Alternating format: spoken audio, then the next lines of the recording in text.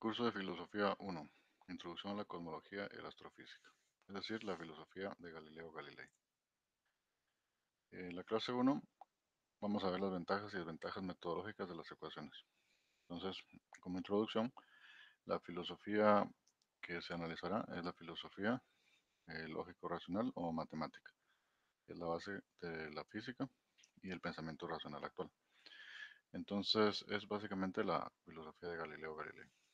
Entonces, para empezar, vamos a ver los alcances y limitaciones teóricas de la filosofía. Vamos a ver si se puede superar a cualquier personaje histórico en el campo de la filosofía. Vamos a analizar las ecuaciones en el pensamiento, es decir, la forma. Vamos a ver las ventajas metodológicas de las ecuaciones y también las ventajas metodológicas de las ecuaciones. Para finalizar, pues vamos a ver, eh, digamos, el inicio del contenido o las palabras. Entonces, básicamente ese es el resumen de la clase número 1. Entonces, a nivel filosófico existe, digamos, la realidad objetiva y la realidad subjetiva. La realidad objetiva se divide en tres: en la naturaleza, en la sociedad y el pensamiento. Entonces, estas tres esferas de la realidad son situaciones objetivas. Quiere decir que están afuera de nuestra conciencia. Tienen una existencia objetiva, significa que antes que nosotros existiésemos ya eran así, y después de que nosotros ya no existamos, va a seguir siendo así. O sea, siempre ha sido de la misma forma, independientemente de nuestra conciencia, de nuestro conocimiento, de que nos guste o no nos guste. Entonces, por ejemplo, la estrella es un fenómeno objetivo, es decir, ha estado siempre. Le han rendido culto y se ha hecho toda una explicación el hombre acerca de su origen. Y todas las explicaciones que hayan, pues no van a cambiar la objetividad de la estrella. Siempre va a seguir siendo lo mismo. Entonces, esa es la primera realidad objetiva, la naturaleza. Y la otra, la sociedad. Es decir, tiene eh, sus leyes generales y específicas de operación, y eso también es objetivo. La tercera parte es también el pensamiento, lo cual tiene sus propias leyes generales y específicas y también es objetivo. Entonces, esas tres realidades son las tres clasificaciones o categorías generales de la realidad objetiva. Es decir, la naturaleza, la sociedad y el pensamiento. Entonces, el método de Galileo, es decir, el método científico, comienza con plantearte una, una duda, un cuestionamiento, una hipótesis acerca de algún fenómeno. Entonces, ahí el fenómeno está de manera sintética y pasa a un segundo plano, que es cuando se comienza a analizar, es decir, dividir el todo en sus partes esenciales para analizar su esencia, para después llegar a una tercera fase con un nuevo conocimiento, cualitativamente superior al primero, porque aquí ya reúne todo lo que se aprendió en la segunda fase. Entonces, ese es básicamente el pensamiento racional o la estructura filosófica de Galileo. Entonces, existen dos tipos de mentes, el cerebro izquierdo y el cerebro derecho. Todos tenemos las dos partes de nuestro cerebro. En la parte izquierda, el cerebro procesa la información de manera lineal, identifica detalles que son importantes como símbolos, es analítico y se mueve en un orden secuencial. Usa la lógica para resolver problemas. Esa es la parte izquierda del cerebro. Ahora, la parte derecha tiene un proceso de información integral, ve el resultado final con claridad, es creativo, se mueve al azar desde una tarea a otra y utiliza la intuición para resolver problemas. Entonces, el cerebro derecho funciona de manera distinta. Entonces, las matemáticas, digamos, tienen su origen en la parte izquierda del cerebro y las palabras tienen su origen en la parte derecha del cerebro. Entonces, ambas se complementan, ¿verdad? Y ambas son necesarias para hacer un discurso racional filosófico sobre cualquier fenómeno que se quiera analizar. Entonces, eh, por ejemplo, ¿cómo se aplica eso a la práctica social? Digamos, la parte izquierda del cerebro, podríamos decir que es el teclado de la computadora. Es decir, procesa la información de manera lineal, identifica detalles que son importantes, tiene símbolos, es analítico, se mueve en orden secuencial y usa la lógica para resolver los problemas. Ahora, la parte derecha es como decir el mouse de la computadora, ¿verdad? O sea, es un proceso de información integral. ve el resultado final con claridad, ¿verdad? Hay un ojo ahí y ahí va el puntero atrás del ojo. Es creativo, se puede dibujar incluso en Paint, ¿verdad? Con el mouse. Se mueve al azar desde una tarea a otra, abre y cierra ventanas. Utiliza la intuición para resolver problemas. Entonces, uno intuye cuál es el problema del usuario, por ejemplo, y un operador de servicio técnico puede intuir cuál es la solución. Entonces, ahí está el mouse, que es la parte, digamos, derecha del cerebro, o creativa, o dialéctica, o que usa palabras, y la parte izquierda, que es analítica y es numérica. Entonces, esas son las divisiones de la mente. Entonces, aquí tenemos una representación, pues, que se usa para conocer el universo, ¿verdad? El pensamiento filosófico o la ciencia, ¿verdad? Entonces, en la antigüedad, los antiguos astrónomos se hicieron esa misma pregunta, la gente de la época de Galileo Galilei. Es decir, ellos creían en un ser superior, pero al mismo tiempo también creían que existían leyes que regían el movimiento de los astros. Entonces, los primeros astrónomos pues eran curas de la Iglesia Católica. Entonces, a nivel ontológico general, se debe plantear todo conocimiento partiendo del conjunto universal. Es el conjunto formado por todos los elementos del tema tratado y se le denomina por una U y se representa mediante un rectángulo. Entonces, ejemplo, tenemos que el universo, aquí está planteado, ¿verdad? Entonces, tenemos que el conjunto B es 5, 6 y 7. Entonces, 5, 6 y 7. Ese es el elemento, los elementos del conjunto B. Ahora, todo el universo está constituido por 2, 10, 8, 9, 4. Entonces, ese universo, eh, digamos, tiene todos esos elementos, incluyendo el 3, pero el conjunto B tiene 5, 6 y 7. O sea que esos tres elementos como que tuvieran doble nacionalidad, ¿no? Son guatemaltecos por una parte, pero al mismo tiempo son americanos, ¿verdad? Porque el universo es América, por ejemplo. Entonces, esta lógica se aplica no solo a nivel social, sino también del universo o a nivel atómico. Entonces, puedo decir que el universo es el sistema solar, ¿verdad? Y el conjunto B es el planeta Tierra, por ejemplo, y sus lunas, por ejemplo. O que el universo es el átomo y que el conjunto B, ¿verdad? Son electrones, por ejemplo. Entonces, siempre se parte de una fenomenología eh, que, que- que está basada en esta forma lógica. Entonces, el universo es todos los conjuntos y el conjunto, pues, eh, el universo son todos los elementos y el conjunto, pues, son algunos elementos, ¿verdad? Entonces, Sócrates fue el primero que desarrolló ese pensamiento. Y bueno, él decía de que no sabía nada. Por eso se hizo famoso su frase. Entonces, a lo que quiero llegar es de que eh, Sócrates plantea que uno debe tener siempre una duda, porque si uno ya tiene un prejuicio sobre alguna cosa, entonces la observación sobre esa cosa va a ser solo para corroborar mi prejuicio. Entonces mi prejuicio se vuelve más grande.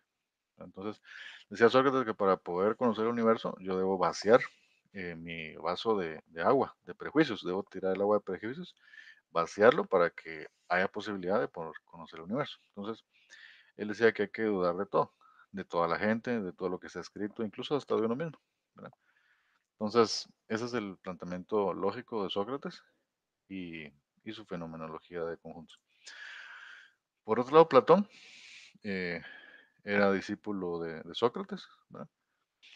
Y bueno, Sócrates murió, le dieron Siracuta y eso terminó la vida de él. Entonces, el andar diciendo que no se puede conocer nada, pues era un problema cuando se hablaba de pelear con los dogmas de una religión, ¿verdad? En ese tiempo la religión griega. Entonces, Platón, que era seguidor de Sócrates, pues, y se cuenta cómo su maestro murió, pues él planteaba lo contrario, ¿verdad? Que sí se podía conocer todo. Entonces, Platón decía que todo el conocimiento está adentro de la mente. Entonces hay que meterse en un cuarto, cerrar la puerta, apagar la luz, hincarse, cerrar los ojos, meditar, entrar en trance, subir al mundo de Hades, donde están las ideas, y de ahí bajar el conocimiento, ¿verdad? Entonces, abrir los ojos, pararse, encender la luz, salir al mundo y presentar ese nuevo conocimiento, ¿verdad? Entonces, las canciones, por ejemplo, así se, se desarrollan, ¿no? los poemas, las películas, los artistas, cualquier cosa creativa, pues tiene su origen en el platonismo, ¿verdad?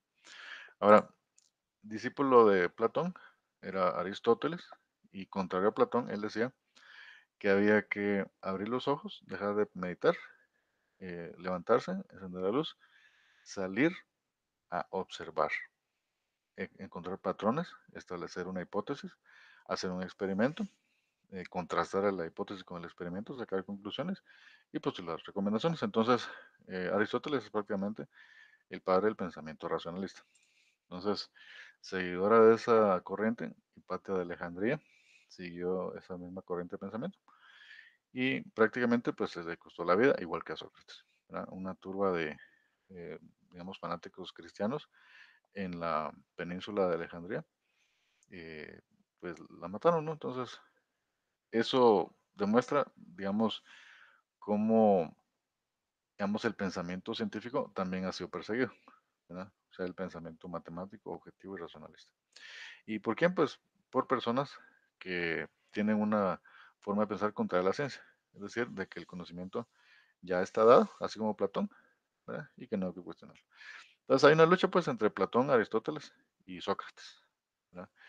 Entonces, esa lucha entre Platón, Aristóteles y Sócrates, de alguna forma, René Descartes la planteó como X, Y, Z, porque son tres argumentos pues totalmente válidos. Entonces, la base de, del pensamiento cartesiano es el plano cartesiano, ¿no? Donde tenemos el eje de las X y el eje de las Y también el eje de la Z. Entonces, a nivel matemático podemos estar hablando de altura, profundidad y anchura. Entonces, ese pensamiento se desarrolló ya a nivel de una convergencia, pues, entre un eje y otro en Descartes, ¿verdad? Después, Newton desarrolla aún más esa línea de pensamiento matemático y, bueno, construye prácticamente la matemática que se usa actualmente para medir el movimiento de las cosas en el universo. Entonces, es prácticamente el padre de la física moderna.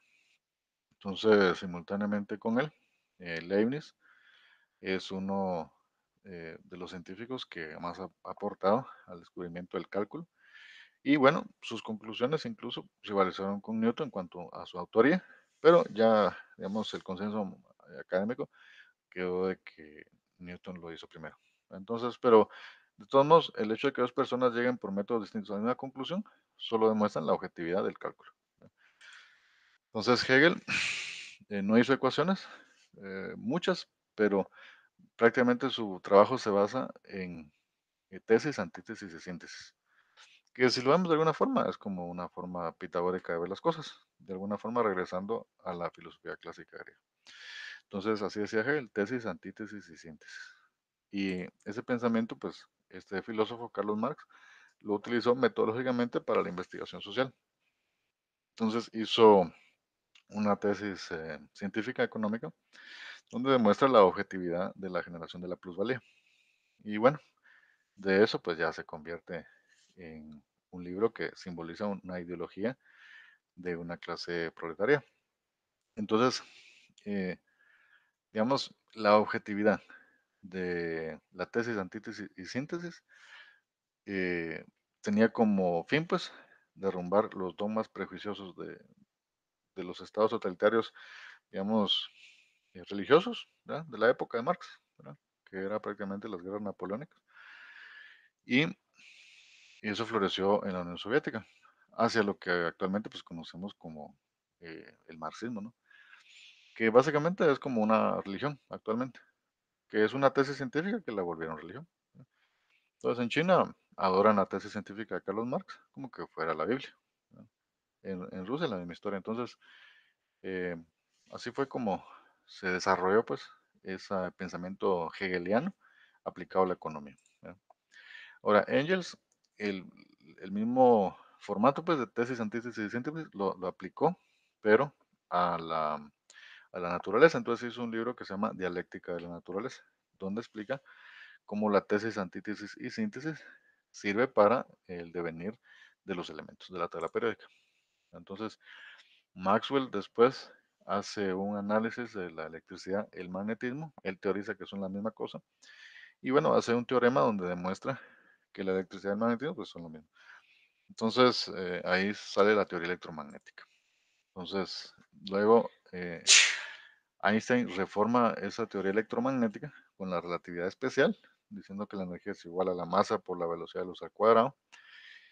Y bueno, también sienta las bases de la mecánica cuántica con ese planteamiento filosófico matemático, ¿verdad? Entonces,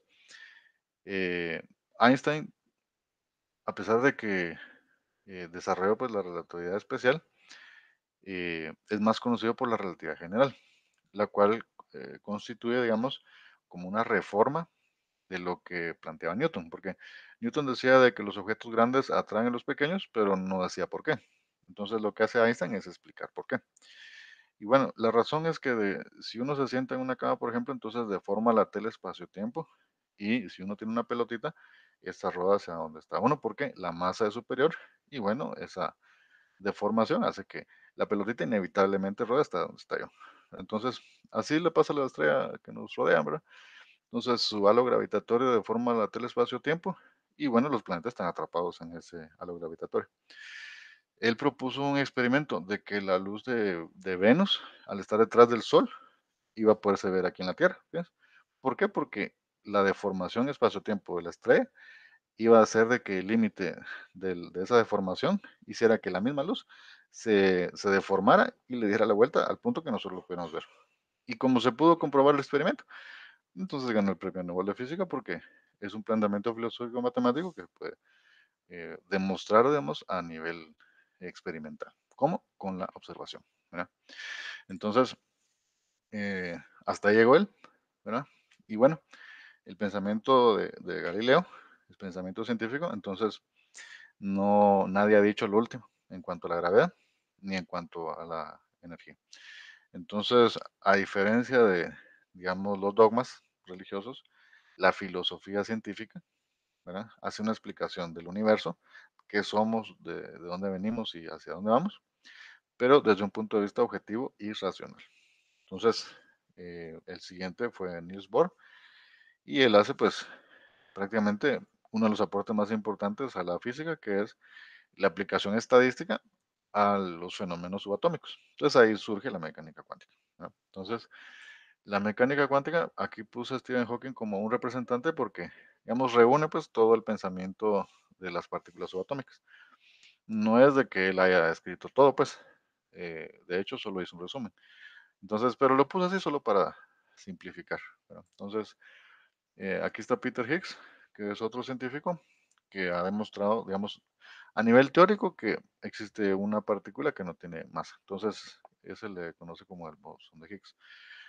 Hubo un experimento en julio del 2012 en el Instituto de Investigación Nuclear de Europa y se demostró pues que había ahí con un índice como 95% de probabilidad de que si se encontró una partícula que no tiene masa. Entonces, podríamos decir pues que está probado que existe el bosón de Higgs. Y si eso se hiciera, entonces significa que el modelo estándar de la física de partículas pues está demostrado. O sea, la energía nuclear débil, fuerte y electromagnética son lo mismo. Es de naturaleza repulsiva, ¿verdad? Contraria a la gravedad, que es de naturaleza atractiva. Entonces ahí tenemos repulsión y atracción, ¿verdad? Entonces, alcances y limitaciones teóricas de la filosofía. Bueno, ya que el cosmos es un concepto muy general y es susceptible a interpretaciones metafísicas, es decir, oscuras, irracionales, fantásticas, sin estructura filosófica, es necesario definir los niveles conceptuales por medio de los cuales se abordará el estudio del cosmos. Entonces, a nivel del tiempo, pues todo, ¿verdad? A nivel de espacio, todo.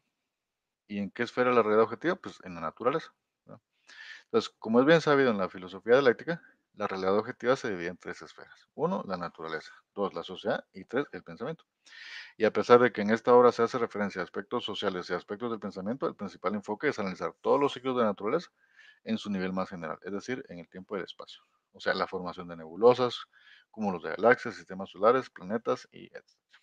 Entonces, puede superar a Einstein o a Newton o alguno de los famosos científicos. Bueno, entonces hasta ahora se sabe que gracias a la ciencia las cuatro fuerzas que determinan el movimiento son, digamos, la gravedad, ¿verdad? Descubierta y explicada por Newton y redefinida por Einstein, ¿verdad? El electromagnetismo explicado por Clerk Maxwell, la fuerza nuclear débil es decir, todo lo que hablaba Rutherford en 1899, quien mostró que existían dos interacciones que él llamó alfa y beta.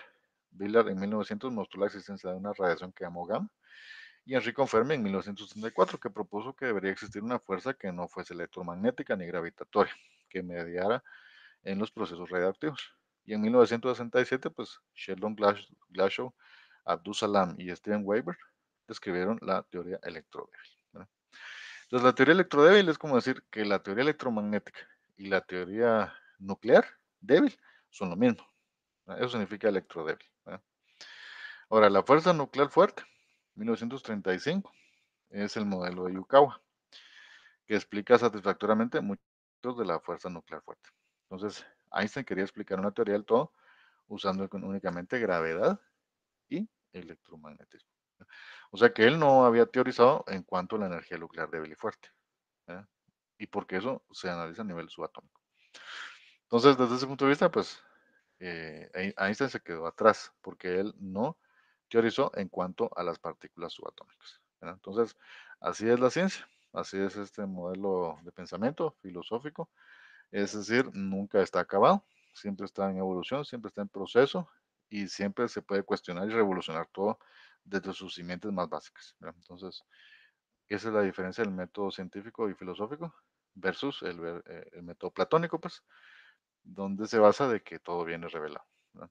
Entonces, Platón es como quien dice la figura que le da origen a la ideología religiosa, ¿verdad? Y Aristóteles le da origen a la ideología científica, ¿verdad? Entonces, ¿cuáles filosofías funcionan? Las dos funcionan, ¿verdad? Porque la creatividad no puede venir de de la ciencia, ¿verdad? Entonces, depende de lo que se está hablando. Pero a nivel de física, eh, digamos, aquí se quedó Einstein, ¿verdad? Con, eh, digamos, la energía nuclear eh, débil y fuerte, pero solo a nivel de los fotones. Eso fue lo único que pudo ver. Entonces, las ecuaciones en el pensamiento, es decir, forma, la semilla del concepto del determinismo. Entonces, miren, el grado sensorial del conocimiento tiene sensaciones, percepciones y representaciones, ¿verdad? ¿Cuál es el grado sensorial del conocimiento? El grado sensorial es nuestros sentidos, ¿no? La vista, el olfato, el gusto, el tacto. Entonces, los sentidos emiten, digamos, impulsos eléctricos, ¿verdad? Entonces, esas son sensaciones, ¿verdad? Las percepciones es cuando esas percepciones llegan al cerebro, al hipotálamo, ¿no? Entonces, las representaciones es cuando ocurre un recuerdo, ¿no? Entonces, sensaciones, percepciones y representaciones. Ese es el grado sensorial del conocimiento, ¿no? Ahora, el grado lógico. Esos son conceptos, juicios y razonamientos, ¿verdad? Entonces, ¿cuáles son los conceptos? Digamos, manzana. Entonces, manzana es un concepto, es una palabra que se le atribuye a esa cosa roja que uno se come, ¿verdad? Pero esa cosa roja es objetiva, ni se llama manzana. Además, en otros idiomas se llama de otra forma. En inglés se llama apple y así sucesivamente, al infinito, ¿no? Porque hay infinidad de idiomas. Entonces, la manzana no se llama de ninguna forma de esas. La manzana es algo objetivo, ¿verdad? Pero digamos, que yo agarro esa objetividad y le quiero poner una etiqueta, pues entonces le asumo, digamos, le atribuyo un equivalente fonético en cualquier idioma. Entonces yo digo manzana. Entonces manzana equivale a esa cosa. Entonces ahí formé un concepto, ¿no? Manzana. Juicios. Juicios es cuando yo relaciono dos conceptos. Por ejemplo, la manzana está en el árbol. De ahí tenemos dos conceptos. El árbol por sí mismo es un concepto y la manzana en sí mismo es otro concepto. Entonces yo estoy diciendo que A, y B están relacionados, ¿eh? Razonamientos. A es igual a B. B es igual a C. Por lo tanto, A es igual a C. O sea, el silogismo, ¿no? Como dice ahí en la pantalla. Es el sistema aristotélico del conocimiento. La de identidad A es igual a y la ley del silogismo. A es igual a B es igual a C. Por lo tanto, A es igual a C. Por ejemplo, eh, Byron se parece a su hermano, ¿no? Concepto número uno. Juicio número uno, que sería A es igual a B, ¿no? Byron se parece a su hermano. Concepto 2, o juicio 2. El hermano de Byron se parece a su papá. La B es igual a C. Ya tenemos A es igual a B y B es igual a C. Byron se parece a su hermano, el hermano de Byron se parece a su papá. Entonces, el razonamiento es, por lo tanto, A es igual a C. O sea, Byron se parece a su papá. Aplicándolo con el asunto de la manzana. Yo veo a lo lejos un bosque. Tengo el concepto bosque. Yo digo, en el bosque hay árboles. A es igual a B. Segundo, B es igual a C. En los árboles hay manzanas. ¿Mm? Ergo, por lo tanto, allá hay manzanas. Aunque yo no vea la manzana, pero yo razono que allá hay manzanas porque estoy viendo árboles. Entonces, así funciona el silogismo aristotélico. Entonces, esa es, digamos, la forma, es la semilla del determinismo, ¿verdad? Entonces, el determinismo es una corriente de pensamiento donde dice que todo está determinado. O sea, es lo que decía Einstein, pues que todo se puede predecir. Entonces, el determinismo es como que fuera todo el universo un gran reloj suizo. Todas las fuerzas funcionan, digamos, al unísono, de una manera ordenada y determinada, ¿verdad? Ahora, ventajas metodológicas de las ecuaciones. La lógica se evolucionó y dividió, y una de esas ramas es la lógica matemática, de la cual se lee fueron George Boole y Auguste de Morgan a mediados del siglo XIX, quienes primero representaron un sistema matemático para modelar operaciones lógicas. La lógica tradicional aristotélica fue reformada y completada obteniendo un instrumento apropiado de investigación sobre los fundamentos de la matemática. Entonces, las ventajas metodológicas de la matemática para conocer el universo, pues no están en duda, porque todo lo que hemos hablado hasta ahorita son teoremas matemáticos. O sea, el teorema de Maxwell son teoremas matemáticos que se corresponde con la teoría electromagnética, ¿verdad? El teorema de Einstein, de que la energía es igual a la masa multiplicado por la velocidad de luz al cuadrado, es porque eso significa que hay una equivalencia entre la energía y la masa. Es un teorema matemático, filosófico, pero que corresponde con la realidad. ¿Y cómo vimos la correspondencia? Bueno, con la creación de la energía nuclear, ¿verdad? Entonces ahí está demostrado que el teorema matemático corresponde con la realidad. Entonces, los teoremas matemáticos definitivamente tienen ventajas si uno quiere conocer el movimiento del universo, ¿verdad? Pero también tienen desventajas. ¿Cuáles son las limitaciones de las ecuaciones? Aristóteles dice lo siguiente: el matemático investiga abstracciones, elimina todas las cualidades sensatas como peso, densidad, temperatura, etcétera, dejando solo las cuantitativas y continuas, y en una o dos o tres dimensiones, es decir, sus atributos esenciales. Esas son las desventajas de las ecuaciones. ¿A qué se refiere eso? Bueno, regresemos acá. Le dice ley de identidad, A es igual a A. Entonces, a nivel formal, decimos A es igual a A, ¿verdad? Entonces, ¿es eso verdadero? Pues sí, dice uno, bueno, sí, A es igual a A. Si yo pongo una A y después pongo otra A, pues son iguales, ¿verdad? Pues ahorita voy a demostrar que no. Y ya lo decía Spinoza. A no es igual a A. ¿Por qué? Porque si yo, digamos, escribo dos A's, ¿verdad?, no van a quedar iguales. Cualquiera podría decir, no, hombre, lo que pasa es de que hay que usar una máquina eléctrica, ¿verdad?, o una computadora. No van a quedar iguales tampoco. Una máquina eléctrica, impresa y todo, una A no va a ser igual a. No, es que hay que usar el mismo tipo de fuente. Tampoco.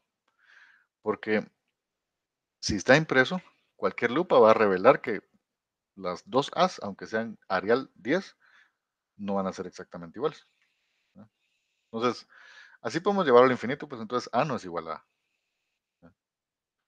Ahora, cualquiera puede decir, no, hombre, lo que pasa es de que eso solo representa algo, pues es un símbolo. Por ejemplo, una manzana. Entonces, una manzana es igual a una manzana. Bueno, ¿es una manzana igual a otra manzana? La verdad que no. No hay dos manzanas iguales. Todas son distintas. No hay dos frutas iguales, no hay dos personas iguales, no hay dos teorías iguales, no hay dos estrellas iguales, no hay dos átomos iguales, todo es diferente. Entonces, en ese sentido, no podemos decir que una manzana es igual a otra manzana. No lo van a hacer, ¿verdad? Ahora, cualquiera puede decir, no, hombre, lo que pasa es de que representa como cantidades como pesos o cosas así. Por ejemplo, una libra es igual a otra libra, ¿verdad? Pero el asunto es de que una balanza de gramos, por ejemplo, revelaría de que si yo pongo una libra de azúcar contra una libra de azúcar, va a haber una diferencia. No van a ser exactamente iguales. Entonces, A no es igual a A, porque nada es igual a nada. ¿M? A no es igual a A, porque nada es igual a nada. Nadie es igual a nadie. Todos somos distintos. Entonces, ahí entramos con una cosa que se llama la diversidad, ¿verdad? Y eso no se puede analizar a nivel matemático, ¿verdad? Simplificamos diciendo A es igual a A, y en realidad no lo es, ¿verdad? Pero para simplificar la comprensión, pues sí, tenemos que decir si son iguales, ¿no? ¿Verdad? Dos manzanas, tres manzanas, cuatro manzanas, ¿verdad? Incluso así se inventarían y todo. Entonces, pero no lo es. A no es igual a A. Ahora, podríamos decir, lo que pasa es de que tal vez sí son iguales, pero en un tiempo determinado. Pero imagínense, si hablamos del todo, estamos hablando de todos los tiempos, todos los momentos que han existido, ¿verdad? Entonces, que dos cosas coincidan en el mismo momento, ¿verdad? Eso es una probabilidad de prácticamente nada. Es como una dividido al infinito elevado al infinito, ¿verdad? Entonces, no podemos decir que dos cosas se van a encontrar en el mismo momento en todo el tiempo del universo, ¿no? Entonces, aunque no haya tiempo, ¿verdad? O sea, la única forma en la que A podría ser igual a es de que no hubiera tiempo, ¿verdad? Porque si hay tiempo, entonces hay momentos. Y si hay momentos, son infinidad de momentos. ¿Y cómo planteo eso? ¿Verdad? Bueno, uno partido el infinito, ¿no? Entonces, esa es la probabilidad de que dos cosas se encuentren en el mismo momento en todo el universo, ¿no? O sea, prácticamente no se puede. Entonces cualquiera puede decir, no, pero si no hay tiempo y si no hay espacio, entonces A sí podría ser igual a, ¿verdad? O sea, la única forma en la que A sí podría ser igual a es que no haya tiempo y tampoco haya espacio, ¿verdad? Y eso no es posible, porque todo está dentro del tiempo y el espacio, ¿verdad? Entonces, aquí acabo de mostrar de una manera bien sencilla que A no es igual a A, así de simple, ¿no? Entonces, ahí tenemos las limitaciones de las ecuaciones. Entonces, por eso las ecuaciones son como una estructura metodológica, pero debe ser llenado con músculos y nervios que son la dialéctica de alguien que explique qué significa todos esos teoremas matemáticos, ¿no? Entonces, a donde quiero llegar es que esas son las limitaciones de las ecuaciones, y aunque tiene sus ventajas también. Entonces, ese sería el resumen de la clase de hoy. Regresando acá, tenemos que aquí en el principio, ahí está. Los alcances y limitaciones teóricos de la filosofía, bueno, todo el tiempo y todo el espacio, ¿verdad? Pero desde el punto de vista objetivo y racional. Segunda parte, ¿se puede superar a Einstein? A Einstein y a Bohr y a cualquiera, porque en la ciencia no hay, digamos, una última palabra en cuanto a una teoría de nada, ¿verdad? Las ecuaciones en el pensamiento, ya explicamos cómo funcionan, ¿verdad? Las ventajas de usar las ecuaciones para conocer el cosmos o la matemática, las desventajas también que tenemos y las palabras. Entonces, ¿cómo se relaciona todo eso a nivel de filosofía? Miren, pues, cuando uno plantea un problema matemático, hay una primera parte que es el planteamiento. Esa es la parte dialéctica, cuando uno utiliza la lógica para hacer la clasificación de más o menos cuál es el planteamiento de la cosa, ¿verdad? Entonces, esa es la primera parte dialéctica, el planteamiento. Y después ya está el modelo matemático. Entonces, así es como se relaciona, digamos, las palabras y las ecuaciones. Y esa es la base de la filosofía científica que vamos a analizar. Así que ese sería el resumen de la clase. Saludos.